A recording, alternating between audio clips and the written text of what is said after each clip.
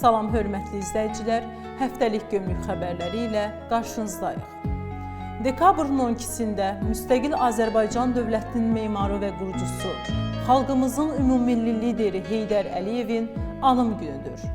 Anım günü münasibəti ilə Dövlət Gömrük Komitəsinin kollektivi Fəxri Xiyabana gələrək Ulu Öndərin məzarını ziyarət ediblər. Gömrükçülər dahi rəhbərin xatirəsini ehtiramla yad edib, məzarı önünə çiçəklər düzüblər. Dövlət Gömrük Komitəsinin təşkilatçılığı, İPİ şirkətinin texniki dəstəyi ilə Gömrük Biznes Forumu 2025 keçirilib. Forumda Dövlət Gömrük Komitəsinin mütəxəssisləri tərəfindən hazırlanan Gömrük rəsmiləşdirilməsi platformasının 7 rəqəmsal həlləri, rəqəmsal əməkdaşlıq platforması layihələrinin təqdimatı keçirilib. Həmçinin xarici ticarətin təşviqi gömrük prosedurları, tranzit və logistika gömrük əməliyyatları mövzularında sahəvi müzakirələr aparılır. Dövlət Gömrük Komitəsində Rusiya Federal Gömrük Xidməti rəhbərinin müavini Aleksey Timofeyevin rəhbərlik etdiyi nümayəndə heyəti ilə görüş keçirilib. Görüşdə iki ölkənin gömrük orqanları arasındakı işgüzar əməkdaşlıq münasibətlərinin perspektivləri, eləcə də sərhəd keçmə proseslərinin sürətləndirilməsi, şimal-cənub nəqliyyat dəhlizi boyunca yük axınlarının idarə olunmasına dair məsələlər müzakirə olunub.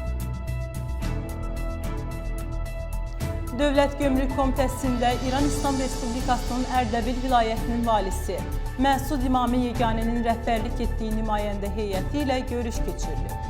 Görüşdə sərhəd keçmə proseslərinin sürətləndirilməsi, ticarətin asanlaşdırılması, gömrük əməliyyatlarının sadələşdirilməsi istiqamətində əməkdaşlığın, eləcə də məlumat mübadiləsinin həyata keçirilməsinin perspektivlərinə dair məsələlər müzakirə olunub. Türkiyə Respublikası ilə sərhəddə yerləşən Naxçıvan Baş Gömrük İdarəsinin Sədərək Gömrük Postunun yaxınlığındakı tır parkında əsaslı yenidən qurma işləri aparılır. 7,34 hektar sahəni əhatə edən tır parkın ərazisinə asfalt örtüyü çəkilib, xətləmə işləri aparılıb, yeni işıqlandırma dirəkləri quraşdırılıb. Su kanalizasiya elektrik xətləri, istilik və havalandırma sistemləri yenilənib.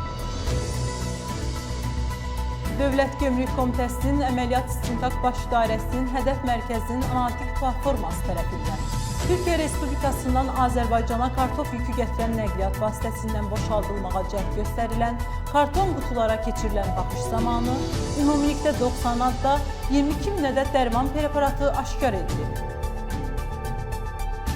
Həftəlik icmalımız bununla yekunlaşır.